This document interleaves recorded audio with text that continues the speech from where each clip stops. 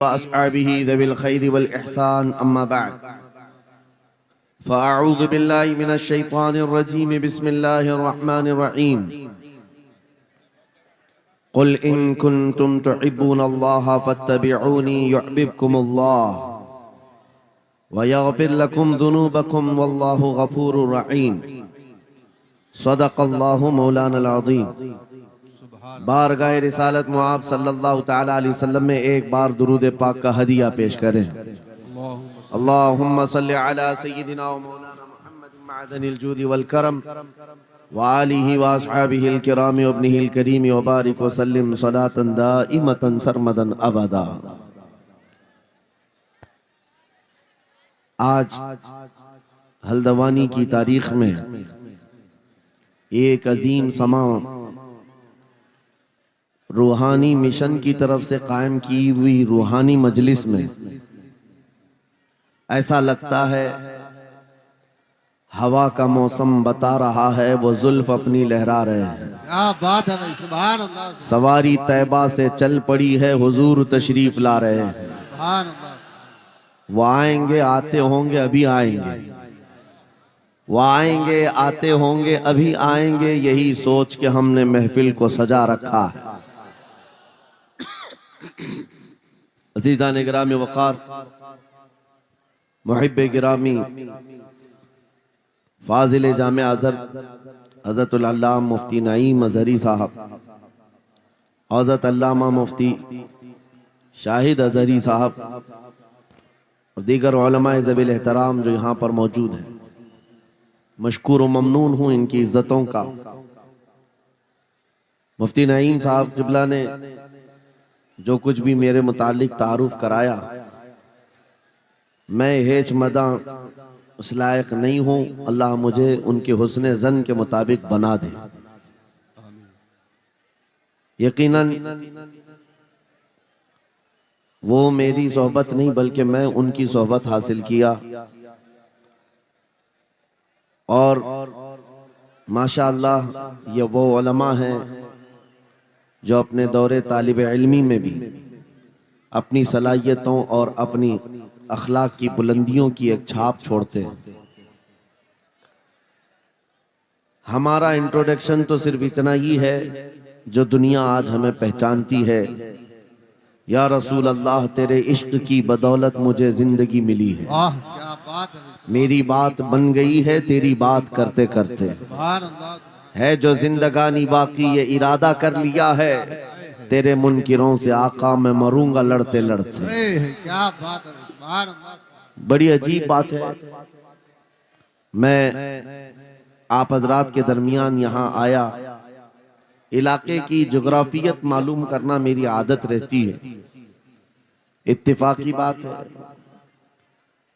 مولانا شاہد صاحب اظہری نے یہ مجھے بتایا کہ یہ چوک بھی مجاہد چوک کہلاتا ہے، سبحان اللہ۔ اور یقیناً یہاں مجاہدین کو ہونا بھی چاہیے، اور شاید 17 نمبر بھی ہے کچھ جو ہمارے بدر کی تاریخ بھی ہے، کیا بات ہے بھائی، سبحان اللہ۔ جہاں 17 نمبر بدر کی تاریخ یاد دلائی جائے اور نام بھی مجاہد ہو تو وہاں کے بندے کو بزدل ہونا زیب نہیں دیتا۔ کیا بات ہے بھائی، نعرہ تکبیر، نعرہ رسالت، لبیک یا رسول اللہ، لبیک یا رسول اللہ۔ اے سنی نوجوانوں، آپ کے اس جلسے پاک میں آنے سے قبل ڈاکٹر سمیع صاحب نے مجھے یہ حالات بھی سنائے اور بتا رہے تھے کہ یہاں کس طرح کی واہیات اور خرافات بھی چل رہی ہیں، لیکن ساتھ میں ایک افسوسناک خبر یہ بھی ملی کہ ایک اتنا بڑا گنجان آباد علاقہ جس پر ظالموں کی بری نظر لگی ہوئی ہے اور وہ تمہارے گھروں سے تمہیں بے گھر کرنے کی کوشش میں لگے ہوئے ہیں، ایک بات یاد رکھو، میں آج کے اس منبر سے انہیں پیغام دے کر کے جاتا ہوں، تم کیا تمہارے باپ داداؤں نے بھی اکھاڑنے کی کوششیں کی ہیں، کیا بات ہے۔ اور صرف یہ ایک خطہ نہیں ہے، ایک خطہ نہیں ہے، ان کیڑوں کی تو کوئی حیثیت نہیں، ان کا باپ اسرائیل مل کر غزہ کو کچھ نہیں کر سکا۔ قتل کرنے کا مطلب فنا کرنا نہیں ہوتا۔ اسرائیل جیسی ظالم طاقت جس کے پاس سپر پاور طاقتیں پیٹروٹ میزائل بھی ہیں، دادا امریکہ ساتھ میں کھڑا ہوا ہے، یورپی یونین ساتھ میں کھڑی ہے، اور نہتے کنکریاں لے کر کھڑے ہونے والے بچوں کا مقابلہ کر رہے ہیں، اور ایک دو نہیں 10,000 سے زیادہ قتل بھی کر ڈالے، بچوں کو مار بھی دیا، لیکن پیٹ نہیں بھرا، ڈر ختم ہی نہیں ہوا۔ وہ ڈر ابھی بھی ختم نہیں ہوا۔ ہزاروں کو قتل تو کر لیا، لیکن رات کی نیند اور چین ابھی بھی بیکار ہے، غارت ہے، کیونکہ انہیں اندازہ ہے اس بات کا کہ ان میں ایک بھی زندہ باقی رہ گیا تو کل کا وہ صلاح الدین بن سکتا ہے۔ کیا بات، تاریخ دہرائی جا سکتی ہے۔ تمہارے علاقوں کو اکھاڑ پھینکنے اور اس کو بے گھر کرنے کی ایک ہی سازش ہوتی ہے کہ یہ غلامان امت محمدیہ میں رسول پاک صلی اللہ تعالی علیہ وسلم کی اس امت میں کوئی شیر بیدار نہ ہو جائے، ورنہ کتوں کی نیند حرام کر کے رکھ دے گا۔ کیا بات ہے۔ میرے عزیزو، اپنی ویلیو سمجھو، اپنی حیثیت سمجھو۔ جب تمہارے ساتھ بری نظر لگ جائے تو تمہارے عروج و ارتقاء کی منزلیں شروع ہو جاتی ہیں۔ ان ظالموں کو یہ تاریخ یاد ہونا چاہیے کہ جب میرے خواجہ سرکار غریب نواز ہندوستان تشریف لائے تھے، ان کے آنے کے بعد جو کچھ بھی ان کے ساتھ کیا گیا، ان کے باپ داداؤں نے تاریخ بتائی ہوگی۔ غریب نواز کو نکالنے کے لیے، ان کی جھوپڑی اجاڑنے کے لیے، ان کے خیمے کو توڑنے کے لیے، یہاں تک کہ سرکار غریب نواز جس درخت کے نیچے بیٹھے وہاں سے اٹھوا دیا، کیا کیا نہیں کیا۔ لیکن آج تاریخ 800 سال کے بعد بھی سناٹے دار تھپڑ مار کر کے بتا رہی ہے، جس کو تم یہاں سے بے گھر کرنے کی کوشش کر رہے تھے، اللہ نے اسے ایسا بادشاہ بنایا، تمہاری حکومتیں 5 سال کے بعد ڈیل ڈول ہونے لگتی ہیں، اور اس مرد قلندر کی حکومت 800 سال سے چل رہی ہے، وہ بھی گردنوں پر نہیں لاکھوں دلوں پر حکومت قائم ہے۔ کیا بات ہے، سبحان اللہ۔ قرآن میں اللہ فرماتا ہے وَأَمَّا مَا يَنْفَعُ النَّاسَ فَيَمْكُثُ فِي الْأَرْضِ، جو لوگوں کو نفع دیتا ہے وہ زمین میں برقرار رہتا ہے۔ قرآن کی یہ آیت پڑھ کر کے میں تمہیں حوصلہ دیتا ہوں، تمہیں یہ حوصلہ دیتا ہوں۔ اللہ نے قرآن میں فرمایا اِنَّ أَرْضِي وَاسِعَةٌ، میری زمین بہت کشادہ ہے، میری زمین بہت کشادہ ہے۔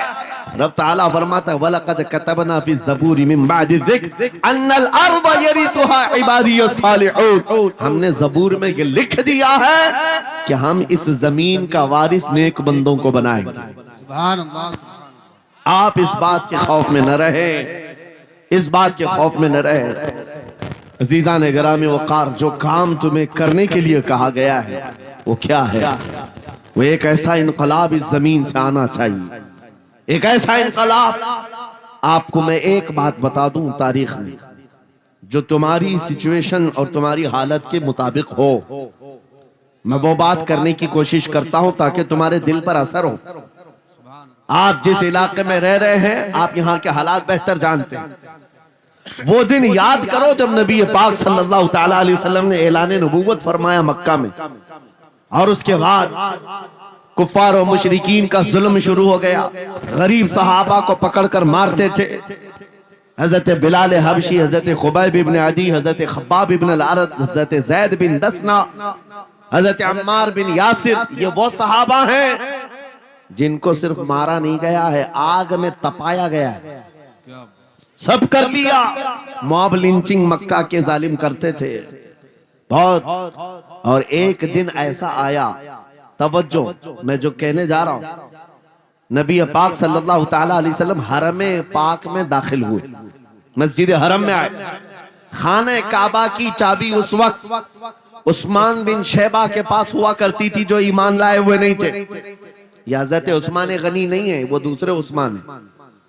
عثمان بن شیبہ کے پاس کعبے کی چابی ہوتی تھی۔ حضور پاک صلی اللہ علیہ وسلم نے ان کے پاس آ کر کے کہا عثمان کعبے کی چابی دو، دروازہ کھول کے میں اندر جانا چاہتا ہوں۔ انہوں نے کہا نہیں، تم ہمارا دین چھوڑے ہوئے ہو، ہمارے دین سے تم برگشتہ ہو، میں تمہیں کعبے میں اندر آنے نہیں دوں گا۔ کس سے کہا؟ کائنات کے آقا و مولا رسول اللہ سے۔ حضور نے کچھ نہیں کہا۔ توجہ، میرے آقا نے فرمایا عثمان یاد رکھنا ایک دن یہ چابی میرے پاس ہوگی، اور یہ چابی میں جس کو چاہوں گا دوں گا، اور قیامت تک اس سے کوئی چابی چھین نہیں سکے گا۔ سبحان اللہ سبحان اللہ۔ اتنی بڑی بات، جبکہ مکہ کے حالات بہت الگ تھے، جگہ جگہ صحابہ کو مارا جا رہا تھا اور چھپ چھپ کر کے اسلام کی تبلیغ کی جا رہی تھی۔ اس زمانے میں میرے آقا فرماتے ہیں عثمان یہ چابی ایک دن میرے ہاتھ میں ہوگی کعبے کی، میں جسے چاہوں گا عطا کروں گا، اور پھر قیامت تک اس سے کوئی چابی نہیں چھین سکے گا۔ یہ حدیث پاک میں موجود ہے۔ عثمان بن شیبہ کہتے ہیں پہلے تو مجھے ہنسی آئی، کیونکہ یہ خانہ کعبہ کی چابی کی ذمہ داری عام نہیں ہوتی، خاندانی ہے، برسوں سے چلی ہوئی وراثت کے ساتھ آتی ہے، اور یہ اس طرح سے مجھے کہہ رہے ہیں کہ چابی ان کے پاس چلی جائے گی۔ اور پھر عثمان بن شیبہ کہتے ہیں ان کے حالات دیکھ کر کے تو لگ نہیں رہا تھا کہ چابی جائے گی، لیکن جلال جس انداز میں گفتگو ہو رہی تھی یہ دیکھ کر ڈر بھی لگ رہا تھا کہ کہیں یہ سچ مچ چابی لے تو نہیں لیں گے۔ پھر عثمان بن شیبہ کہتے ہیں وہ حالات بھی آ گئے کہ جب رسول اللہ ہجرت کر کے چلے گئے مکہ سے، صحابہ بھی گھر بار چھوڑ کر چلے گئے۔ عثمان بن شیبہ کہتے ہیں اب تو دل میرا چوڑا ہو گیا، کہاں مجھ سے چابی لینے کی بات کر رہے تھے، کہاں ان کا گھر بھی نہیں بچا، گھر بھی چھوڑ کر جانا پڑا۔ اگر کل تمہارا گھر چھوڑ کر جانا پڑے تو میری یہ بات یاد رکھنا، اس حدیث کو یاد رکھنا۔ حضور پاک ہجرت کر کے چلے گئے، صحابہ بھی اپنے گھر بار سب چھوڑ کر مدینے چلے گئے۔ عثمان بن شیبہ کہتے ہیں اب تو میرا سینہ چوڑا تھا، کہاں یہ چابی کی بات کرتے تھے، کہاں اپنا گھر بھی نہیں رکھ سکے۔ سال گزر گیا، 2 سال گزر گئے، 3 سال گزر گئے، 4 سال گزر گئے، 5 سال گزر گئے، 6 سال گزر گئے۔ ہجرت کے بعد پھر وہ دن آ گیا جب نبی پاک صلی اللہ علیہ وسلم 10,000 صحابہ کے ساتھ 20 رمضان المبارکہ کو مکہ میں فاتح مکہ بن کر داخل ہو رہے ہیں۔ سبحان اللہ سبحان اللہ۔ 6 سال کے بعد واپس ہی ہے جب حضور تشریف لائے۔ مکہ کی گلیوں میں اب مقابلہ کرنے کی کسی کی ہمت نہیں تھی، طاقت نہیں تھی۔ حضور پاک جیسی حرم مکہ میں داخل ہوتے ہیں، سارے ادھر ادھر چھپ کر کے بھاگ رہے تھے جنہوں نے ظلم کیا تھا اپنے دور میں۔ کوئی اس کے گھر بھاگ رہا ہے، کوئی اس کے گھر بھاگ رہا ہے۔ وہ دن آئے گا، یاد رکھو، وہ دن یاد رکھنا۔ کفار مکہ بھاگ رہے تھے، جان بچا رہے تھے، اور میرے آقا کعبے کے پاس کھڑے ہو کر کے اعلان کر رہے تھے آج تمہاری جان بخش دی گئی ہے، آج تمہارے لیے رحمت کا دن ہے، ہم آج کسی کے ساتھ مقابلہ نہیں کریں۔ حضور اپنی رحمت کے خیرات بانٹ رہے ہیں۔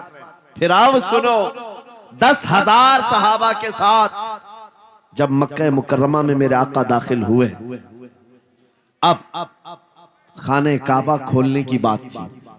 چابی کس کے پاس ہے؟ عثمان بن شیبہ کے پاس۔ بلایا رسول اللہ نے، کہاں ہے عثمان بن شیبہ؟ آئے، سر جھکائے ہوئے آئے، ایمان لائے ہوئے نہیں تھے۔ کہا لاؤ چابی۔ چابی دے دیا حضور کے ہاتھ میں۔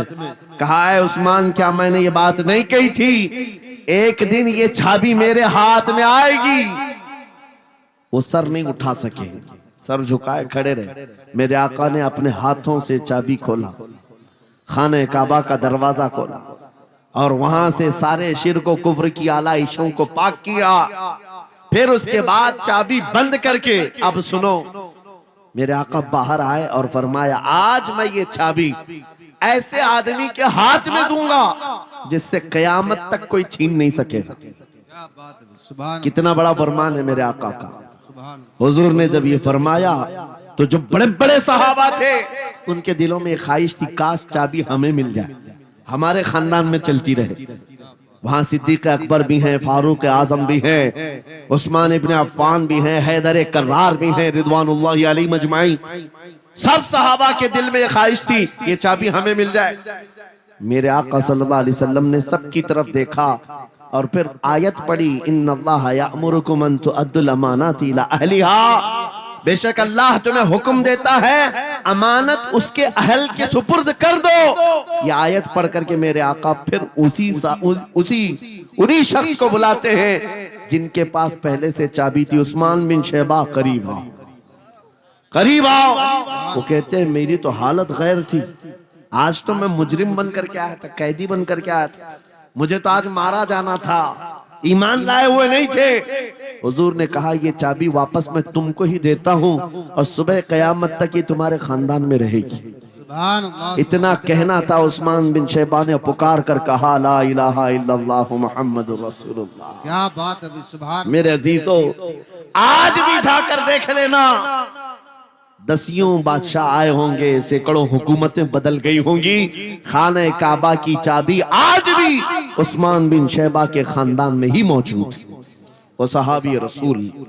میں یہ حدیث اس لیے آپ کے سامنے عرض کیا, تم اس رسول کے امتی ہو, اس رسول کے امتی ہو جنہیں ایک بار للکار کر کے چیلنج کر دیا گیا تھا کہ کعبہ کی چابی نہیں دیں گے. میرے آقا صلی اللہ علیہ وسلم نے اپنے جلال و جمال کے سنگم کے ساتھ اعلان فرمایا تھا یہ چابی میرے ہاتھ میں ہوگی. آج اس حبیب کائنات رسول کائنات صلی اللہ علیہ وسلم کی امت کو میں یہ حدیث سنا کر کے عرض کر رہا ہوں, حالات اگر مکہ جیسے آ گئے تو نروس مت ہو جانا, ہمارا گھر لٹ جائے گا, ہماری چابیاں چلی جائیں گی, ہمارے کواڑ دروازے بند ہو جائیں گے. اس نبی کو یاد کرنا, آقا آپ کا امتی اگر بے گھر کیا جا رہا ہے, آپ کی طرف سے مدد آ جائے, اور آئے گی, میرا یقین ہے مدینے سے آواز آئے گی. آج یہ ظالم کتے اگر تمہارا دروازہ بند کرتے ہیں, انتظار کرو, انتظار کرو, کچھ دیر کی خاموشی ہے, پھر شور آئے گا. آج کتوں کا وقت ہے, کل ہمارا دور آئے گا. نعرے تکبیر, نعرے رسالت, عظمت رسول, شان رسول, فیضان اولیاء اکرام, فیضان عاشق رسول. عزیزان گرامی اوقات, بات صرف اتنی ہے کہ ہم چھوٹی چھوٹی تکلیفوں سے بلبلا اٹھتے ہیں اور ہم صبر کی طرف نہیں دیکھتے. ہمیں حالات آج ہلا دیے جائیں گے, جھنجھوڑ دیے جائیں گے. قرآن پاک میں رب تعالیٰ فرماتا ہے ام حسبتم ان تدخلوا الجنہ ولما یأتکم مثل الذین خلوا من قبلکم مستهم البأساء والضراء وزلزلوا حتى يقول الرسول والذین آمنوا معه متى نصر اللہ الا ان نصر اللہ قریب. میرا رب فرماتا ہے کیا تم یہ سوچ کر بیٹھے ہو کہ ایسی ہی جنت میں داخل ہو جاؤ گے اور پہلے والوں کو جس طرح تکلیفیں آئیں تمہیں نہیں آئیں گی؟ ان کو ہلا دیا گیا تھا, یہاں تک کہ رسول نے بھی اور ان کے ساتھ ایمان والوں نے بھی یہ کہہ دیا, یہ کہنے لگ گئے اللہ کی مدد کب آئے گی؟ آگاہ ہو جاؤ, اللہ کی مدد بہت قریب ہے. قرآن کی آیت ہے.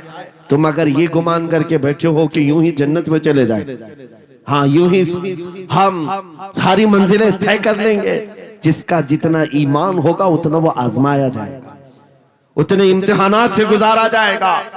آج اے نوجوانوں تمہارے امتحان کا وقت قریب آنے والا ہے. تمہیں کیا کرنا چاہیے؟ کیا کرنا چاہیے؟ امتحان دینے کے لیے تیار رہنا چاہیے, ورنہ ہواؤں کی کیڑے مت بننا. آج ہوا ان کی چل رہی ہے تو ان کی جے جے کریں گے, کل ان کی چل رہی ہے ان کی جے جے کریں گے.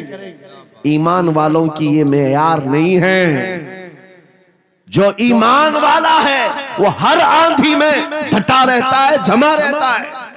خالد بن ولید کو یاد کرو, ایک لشکر لے کر کے وہ ایک علاقے میں گئے تھے. توجہ ہے نوجوانوں, ہاں میں دیکھ رہا ہوں بہت سارے کھڑے ہوئے ہیں اور بیٹھے ہوئے بھی ہیں, جو جیسا ہے وہیں جمع رہے گا, کیونکہ یہ محفل رسول ہے, محفل رسول ہے. ظاہر سی بات ہے کھڑے ہونے والے وہ بھی اتنا ثواب حاصل کریں گے, بیٹھے ہوئے بھی. لیکن قرآن کہتا ہے لا یستوی القاعدون, یعنی بیٹھے ہوئے لوگ کھڑے ہوئے لوگوں کے برابر نہیں ہوتے. خیر بات یہ ہے کہ آپ اپنا ذہن اس طرف رکھیں. خالد بن ولید اس عظیم مجاہد کی بات کر رہا ہوں رضی اللہ تعالیٰ عنہ, ایک لشکر لے کر, نوجوانوں کا لشکر تھا, ایک عیسائی قلعے کا محاصرہ کر لیا، اور قلعے کا محاصرہ کرنے کے بعد اندر سخت لوگ تھے، مقابلہ کر رہے تھے، لیکن قلعہ فتح نہیں ہوا۔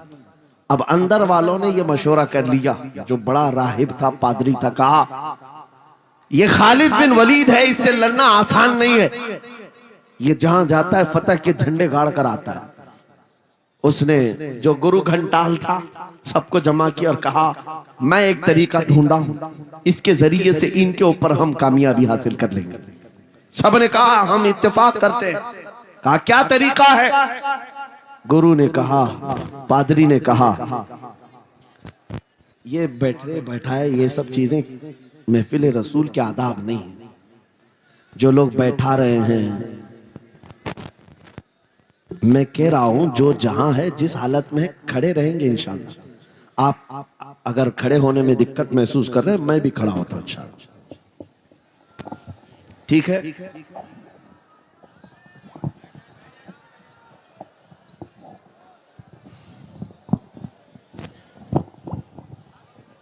سبحان اللہ۔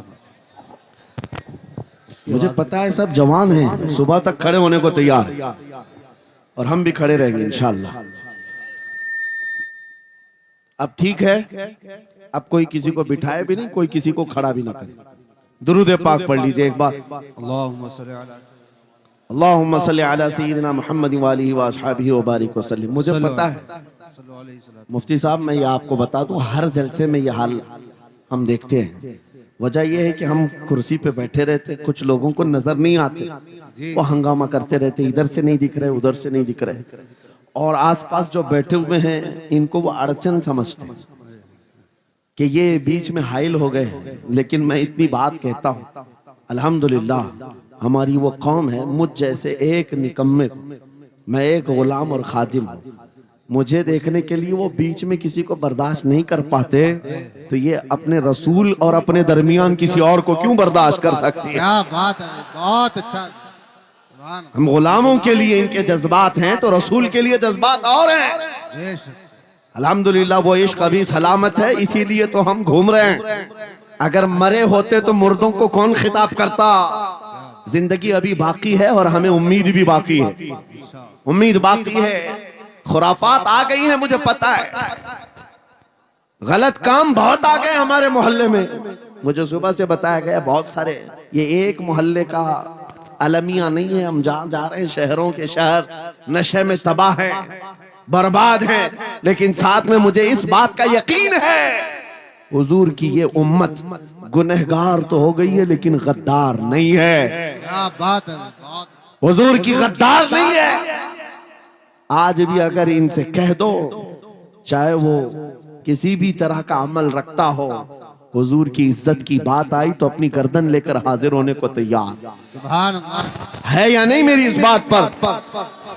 سنو، خالد بن ولید جب قلعے کا محاصرہ کر چکے ہیں، عیسائی پادری نے اپنے سارے ساتھیوں سے کہا ہم ان کو 3 دن کا ٹائم دیتے ہیں کہ ہم ان کو صلح کرنے کی بات کریں گے، لیکن میری ایک شرط ہوگی، یہ اپنے نوجوان ساتھیوں کو لے کر بازار سے گزرتے ہوئے آ جائے، اگر صحیح سلامت ان کے سارے فوجی آ گئے ہم قلعے کی چابیاں دے دیں گے۔ سارے عیسائیوں نے پوچھا کیا کرنا کیا چاہتے ہو؟ اس پادری نے کہا ملک کی مشہور خوبصورت لڑکیوں کو اور زر و جواہرات کو میں راستے پر بچھا دوں گا، ننگی لڑکیوں کو کھڑا کر رکھوں گا، جب خالد بن ولید کی فوج یہاں سے گزرے گی، نوجوان ہے، نفس بھڑکتا ہے، اور اس طرح سے ایک نوجوان کو خریدنے کے لیے 2 ہی چیزیں ہوتی ہیں، ایک عورت ہے، دوسری دولت ہے، اور نوجوان اس میں پھسل جاتا ہے۔ میں جانتا ہوں کہ جب یہ دونوں چیزیں سجا کر رکھ دی جائیں، خالد بن ولید کے یہ لشکری ٹوٹ پڑیں گے عورتوں پر اور دولت پر، ہم آسانی سے ان پر قابض ہو جائیں گے۔ سب نے واہ واہ کیا، تالیاں بجائی، اور پادری آ کر خالد بن ولید سے کہتا ہے ہم آپ سے لڑنا نہیں چاہتے، ہم آپ سے مقابلہ نہیں کرنا چاہتے، آپ 3 دن کے بعد اپنے لشکریوں کو لے کر اس بازار سے گزرتے ہوئے آ جائیے، صحیح سلامت اگر آپ پہنچ گئے تو قلعے کی چابیاں آپ کے حوالے کر دوں گا۔ दूंगा। तवज्जो, खालिद बिन वलीद ने कहा मंजूर है, ये शर्त मैं इत्तेफाक करता हूँ। वापस आए, अपने साथियों से कहा जंग नहीं करनी है, लेकिन एक ही शर्त उन्होंने रखा है, 3 दिन के बाद इस बाजार से गुजर कर हमें जाना है, लेकिन कोई ना कोई हरबा तो होगा, कोई ना कोई साजिश तो होगी, हर चीज के लिए तैयार रहना। खालिद बिन वलीद अपने उन नौजवान लश्करियों से कह रहे थे, ऐ नौजवानों, तवज्जो से सुनना इस बात को, आज भी दुनिया ये सारे हरबों पर अमल कर रही है हमारे साथ, हमारे नौजवानों के साथ। खालिद बिन वलीद के 3 दिन गुजर गए, ईसाइयों ने अपनी तैयारियां खूब कर ली, बाजार में ओरियां लिबास में, आधे लिबास में नंगी लड़कियों को खड़ा किया, सरो जवाहरात दौलत के अंबार बिछा दिए। जब खालिद बिन वलीद के सिपाही मैदान में गुजरते हुए उस बाजार में आते हैं, पहला कदम रखा था, नजरें पड़ गई, खालिद बिन वलीद रुक गए, पलट गए, अपने लश्करियों से कहा, वही आज मैं तुमसे कह रहा हूं। उन्होंने कहा था, ऐ नौजवानों, ऐ रसूलुल्लाह के शहदाइयों, तुम्हारी इम्तिहान का दिन है, आज तुम्हारे इम्तिहान का दिन है। अगर तुम्हारा कदम फिसल गया, सुबह क़यामत तक तुम पर लानतों की फटकार होगी, और अगर जमा रहा, सुबह क़यामत तक अल्लाह की रहमत के फूल बरसाए जाएंगे। नौजवानों ने पूछा, करना क्या है हमें, आज कौन से इम्तिहान में कामयाब होने का तरीका क्या है इस इम्तिहान में? खालिद बिन वलीद ने कहा, कुछ ना करना, बस अपने रसूल की सुन्नत पर अमल करना। कहा, हम तो करते हैं, यहाँ क्या करना है? खालिद बिन वलीद कहते हैं, मैंने मेरे मुस्तफा करीम को देखा है, जब रसूलुल्लाह मदीने के बाजार से गुजरते थे, अपनी नजरें नीची करके जाते थे।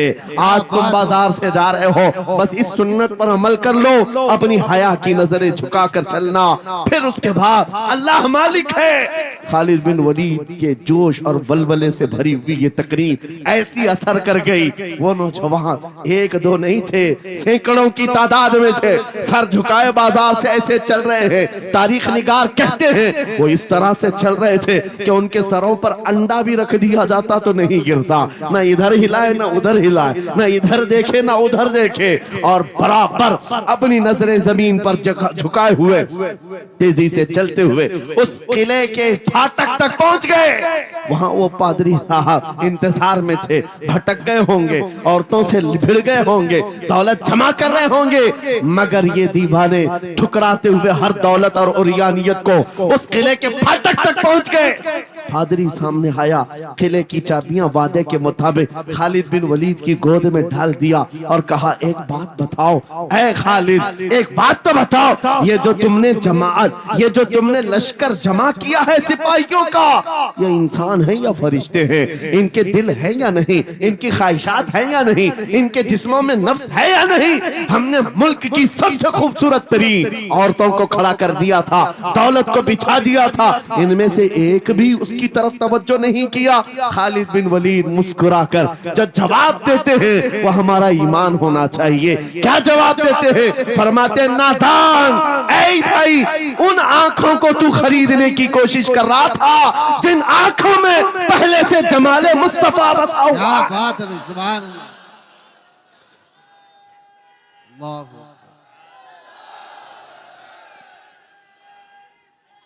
या रसूल,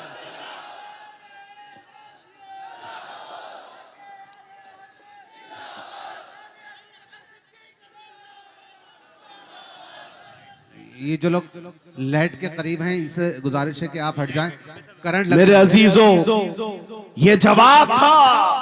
उन आंखों को दुनिया का हुस्न क्या धोखा दे सकता है जिन आंखों में पहले से जमाले मुस्तफा बसा हुआ। और तारीख ने बार बार ये गुमराह करने की कोशिशें की, एक बार नहीं, 2 बार नहीं। कलयुबी में एक हिकायत है, हजरत शहाबुद्दीन कलयुबी ने लिखा है, 3 भाई एक ईसाई बादशाह की कैद में आ गए थे। तीनों सगे भाई थे और जवान भी थे। जवान ज्यादा है इसलिए खिताब कर रहा हूं, इसका मतलब ये नहीं है कि बूढ़ों के लिए कोई नसीहत नहीं। इंसान है, नफ्स है, तो सबके लिए, सबके लिए। 3 जवान कैद में आ गए। बादशाह ने उनको ऑफर दिया कि मेरे दीन में आ जाओ, मैं सिपाही बना लूंगा, वजीर बना लूंगा। मगर वो रसूलुल्लाह के गुलाम थे, मेरे आका के शहदाई थे। कहा, इतनी आसानी में तो हम दीन नहीं बेच सकते। توجہ ہے نوجوانوں، یہ سب تمہارے ساتھ ہو رہا ہے۔ دولت تمہیں دکھا کر، حسن تمہیں دکھا کر اگر دنیا خرید سکتی ہے تو لعنت ہے ایسے تمہاری زندگی پر، تف ہے۔ پھر وہ کیسا ایمان والا ہے، کیسا مسلمان ہے جس نے اپنے نبی کی محبت کو ہلکی چیز میں بیچ دیا؟ اس کا کوئی تعلق نہیں ہے۔ الا لا ایمان لمن لا محبت لا، اعلیٰ حضرت نے لکھا